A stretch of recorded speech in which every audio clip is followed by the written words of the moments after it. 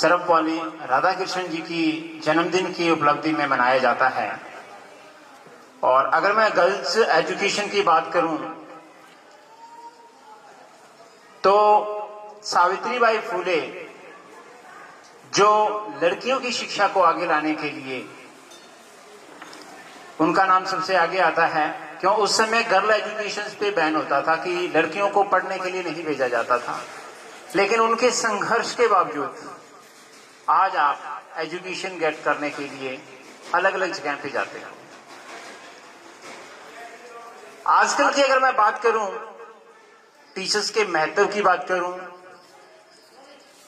तो हमें ये कभी भी नहीं भूलना चाहिए कि आज जिस भी पोजीशन पे आप हो, अगर टीचर्स यहां पढ़ाने के लिए आते हैं, वो जिस पोजीशन पे हैं, या बच्चे हमारे यहां से पढ़ के आगे जब भी कहीं भी, कोई जरूरी नहीं है कि वो टीचिंग लाइन में भी जाएंगे, किसी भी प्रोफेशन के अंदर अगर वो जाते हैं तो उनको वहां तक पहुंचाने में हर स्टेप के ऊपर टीचर्स का बहुत बड़ा योगदान होता है।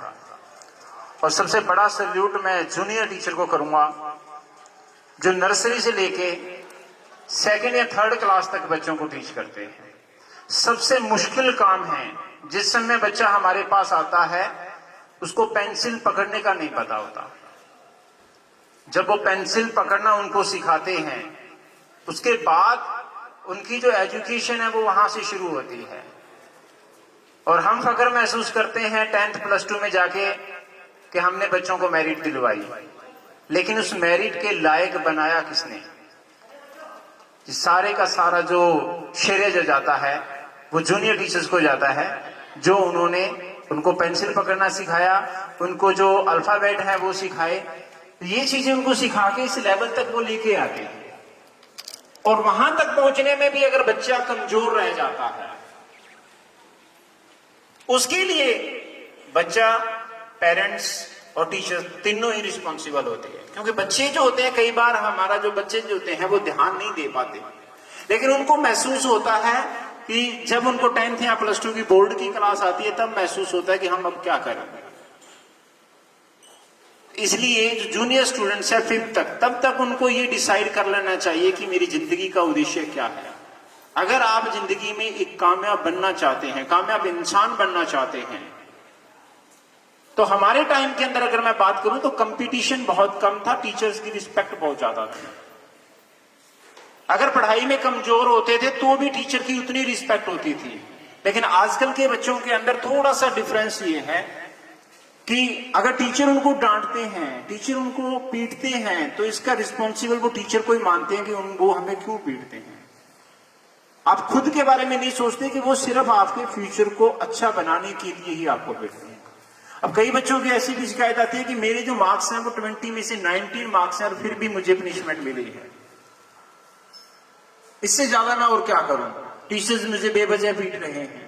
लेकिन इसके पीछे यही है कि टीचर ये चाहता है कि जो गलती इसने 1 मार्क्स के लिए की है, एनुअल एग्जाम में वो गलती ना करे, ताकि आप जब भी आगे बोर्ड कॉलेज लेवल पे जाओगे या किसी बोर्ड क्लास को आउट करके दूसरी क्लास में जाओगे और वहां फख्र से महसूस करोगे I got out of out marks. उस समय सिर्फ आपकी जुबान पे यही बात होगी कि मैंने ये मार्क्स गेट किए हैं। उस समय कभी आप टीचर को याद नहीं करते कि आपको ये 100 मार्क्स दिलवाने के लिए टीचर्स ने कितनी मेहनत की हो। आप उस पायदान पे जाके टीचर को भूल जाते हो। लेकिन हमें नर्सरी क्लास से लेके और जिस क्लास तक आप जिस भी पायदान तक यहां जिंदगी में सक्सेस होते हो, तब तक हमें याद रखना चाहिए कि किस टीचर ने मुझे कब पढ़ाया था। क्योंकि जब भी आप कहीं कामयाब होते हो, हर टीचर का योगदान होता है। नर्सरी क्लास के टीचर का, फिर 1st, 2nd, 3rd, 4th, 5th, हर क्लास में 3rd क्लास के बाद आपके कितने टीचर हो जाते हैं, उसके बाद चेंज हो जाते हैं टीचर। लेकिन हर टीचर की रिस्पेक्ट आपको होनी चाहिए। और खासकर जो सीनियर स्टूडेंट्स हैं 6th ऑनवर्ड में मानो, तो उनको भी उतना ही रिस्पेक्ट टीचर को, जूनियर को देनी चाहिए जितनी रिस्पेक्ट वो पढ़ाने वाले टीचर को करती है। कई बार आप पास से निकल जाते हो और जूनियर टीचर वहां खड़े होते हैं तो आप गुड मॉर्निंग विश नहीं करते उनको। लेकिन वो भी आपके जो भाई बहन हैं छोटे, उनको वो पढ़ाते हैं, वो भी टीचर हैं। कोई जरूरी नहीं है कि टीचर आपको पढ़ाएगा, लाइफ के अंदर जिसने आपको पढ़ाया वही एक टीचर है।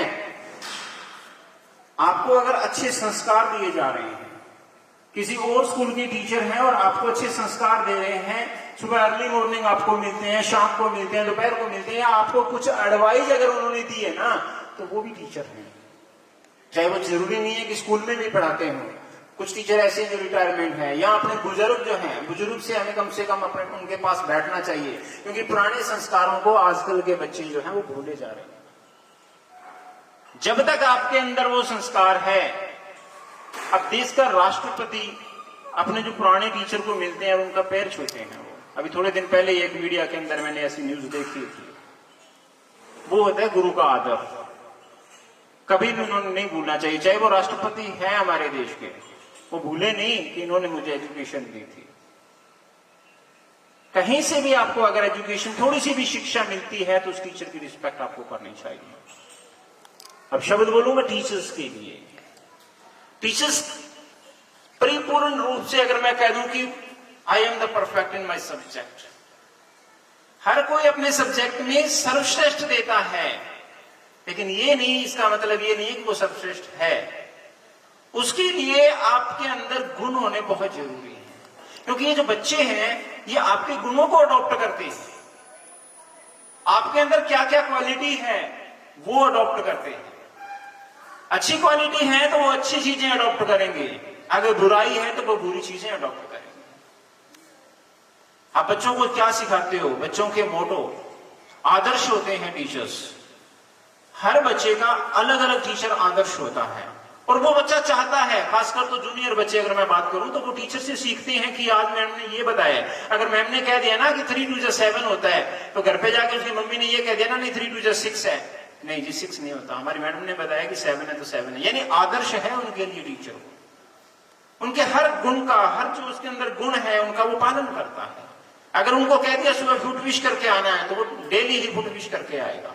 इतना आज्ञाकारी होता है वो बच्चा। लेकिन टीचर के अंदर क्या वो गुण है, ये हमें अपने आप के अंदर सोचना चाहिए। आप पढ़ाने के लिए आए हो, बहुत से टीचर ऐसे देखे मैंने स्कूल के अंदर, जस्ट ये कहते हैं कि बस ठीक है हम पढ़ाने के लिए आते हैं, टाइम पास करने के लिए आते हैं। लेकिन ऐसी बात नहीं है कि यहां टीचर ऐसा कहे कि मैं टाइम पास करने के लिए आता हूं। लेकिन बहुत सी जगह मैंने ऐसे सुना है कि चल ठीक है, अपने को सैलरी मिल रही है, हम वर्क कर रहे हैं, यहां से जाने के बाद अपना वर्क करते हैं, दैट्स ऑल। लेकिन जो स्कूल आपको सैलरी दे रहा है उसके प्रति डेडिकेशन होना चाहिए। सिर्फ स्कूल के प्रति डेडिकेशन नहीं, आपके अंदर ये अनख होनी चाहिए कि जिस बच्चे को मैं पढ़ाऊं वो बच्चा जिंदगी में कामयाब होना ही चाहिए। हमारी हर संभव कोशिश रहती है कि एनपीएस से जो बच्चा पढ़ के जाए, +2 पास आउट होने के बाद भी मुझे ये फिक्र रहती है कि हमारे बच्चे +2 के बाद कहां एडमिशन ले रहे हैं।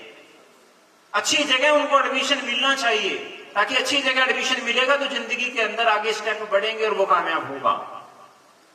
टाइम टू टाइम सेमिनार भी लगाए जाते हैं ताकि बच्चे को पता लगे कि वो किस काबिल हैं, जिस काबिल हैं वो उस लाइन में जाना चाहता है या नहीं चाहता।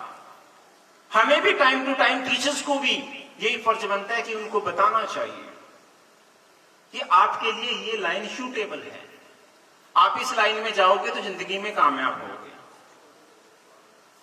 दूसरी बात आती है पंक्चुअलिटी की।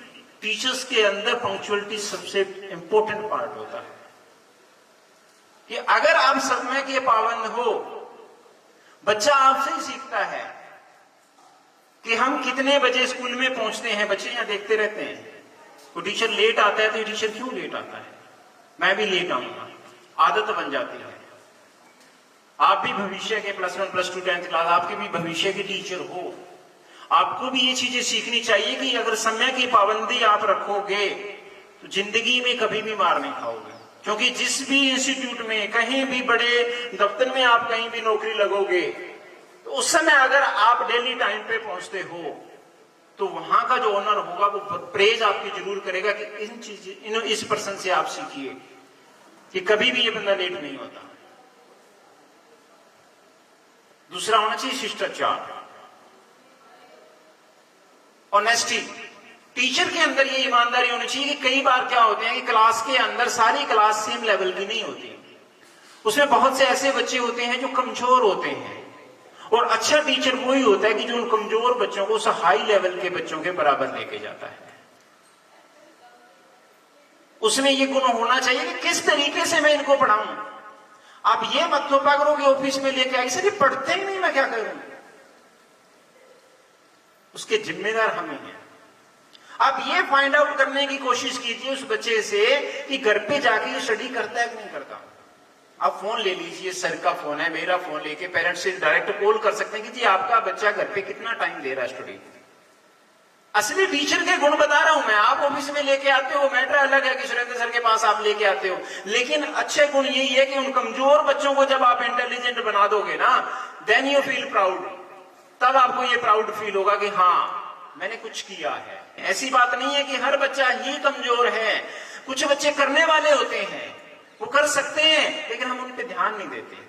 हम कहां ध्यान देते हैं? जो इंटेलिजेंट बच्चे आ गए उनकी नोटबुक चेक की, कमजोर बच्चे आ गए। आप ये कई बार तो क्या होता है कि जब आपके मन में ये होता है ना कि ये बच्चा कमजोर है, तो आप देखते ही नहीं नोटबुक में लिखा क्या है।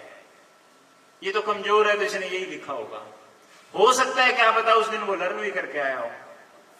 पुराने टाइम की बातें होती है ये कि टीचर आते थे जो कमजोर बच्चा ठोक के चले जाते, देखा ही नहीं बेचारे ने क्या लिखा क्या नहीं। लेकिन आजकल ध्यान देना चाहिए वो चीजें। वो बच्चा जो है जिसका सब कुछ अच्छा लिखा हुआ है, आपने उसको क्रॉस करके आप चले गए, वो बच्चा आपके अंदर खुद के अंदर नफरत की भावना पैदा करेगा आपके प्रति कि आज मैंने लिखा था। अगर वो कह देता मैडम देख तो लो मैंने लिखा है, नहीं क्या देख लो क्या लिखा तुमने, फिर वो लाइनें सारी पढ़ने लग जाती है एक एक वीडियो। उसमें से कम वो तो देखो जो उसने सही लिखा। नहीं क्या है ये, इसकी सेंस ही नहीं बन रही है वीडियो, लेकिन कोशिश तो उसने की है ना।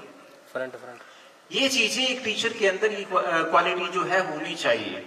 आपको टाइम टू टाइम सर्च करना चाहिए गूगल के अंदर, यूट्यूब के अंदर भी अच्छी टीचर्स के क्या गुण होते हैं। अब सारे ही, मुझे प्राउड है कि सारे ही टीचर बहुत अच्छे टीचर हो, लेकिन परफेक्ट नहीं हो। I am also not the perfect. मैं भी नहीं कहता कि मैं परफेक्ट हूं। जिसको गुस्सा आता है वो परफेक्ट नहीं होता। लेकिन गुस्सा किस बात के लिए आता है? मैटर दिस, ये मैटर कि गुस्सा बात के लिए, किस बात के लिए गुस्सा है। टीचर्स पे भी आ जाता है बहुत बार, आपकी मिस्टेक होती है वहां पर। लेकिन आपको अपने आप का आत्म मंथन करना चाहिए।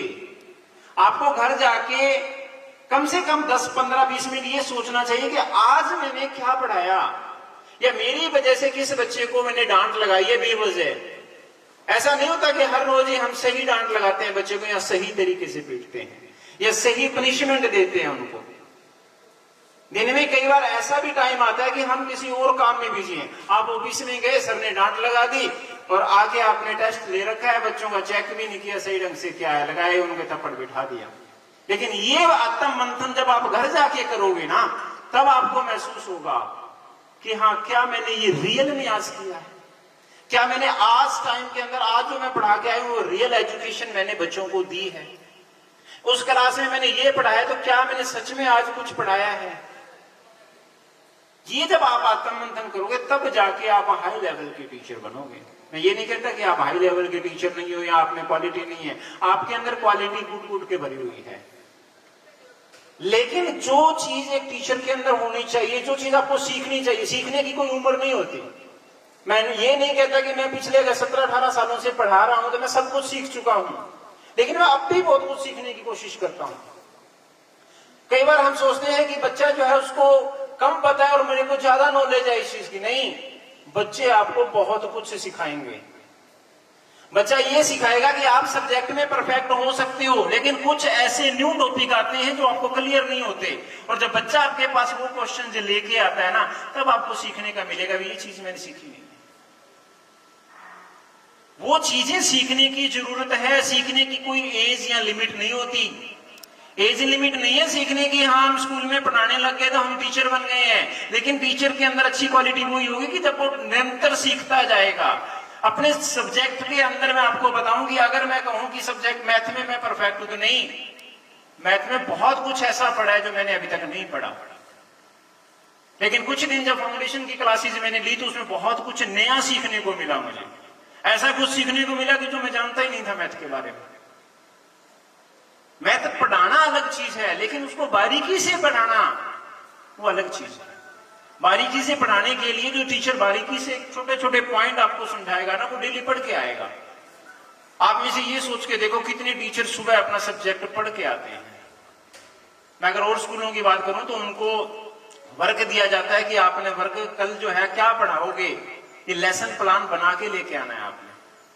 हालांकि मुझे भी पता है कि वो लेसन प्लान बनाने के लिए फॉर्मेलिटीज करते हैं। अगर आपको ये वर्क दिया जाएगा तो आप भी फॉर्मेलिटी करोगे, क्योंकि जैसा वर्क आपको दिया गया है ना कि ऐप के ऊपर होमवर्क आपने अपलोड करना है, तो what type of homework you uploaded in the app, I already know about this.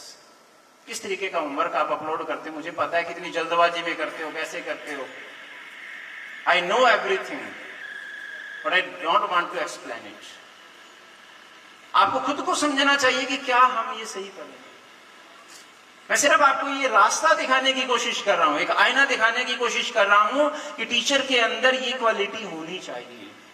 If you want to be good teacher, ऐसे टीचर की लोग आपको याद करें, वो टीचर अगर आप बनना चाहते हो तो तभी बनोगे आप। जो टीचर हमारे स्कूल में आज नर्सरी, केजी, फर्स्ट, सेकंड में पढ़ा रहा है, वो अपने आप को इस तरीके से अपडेट कीजिए कि वो बड़ी क्लासेस को पढ़ाने के लिए आगे आए।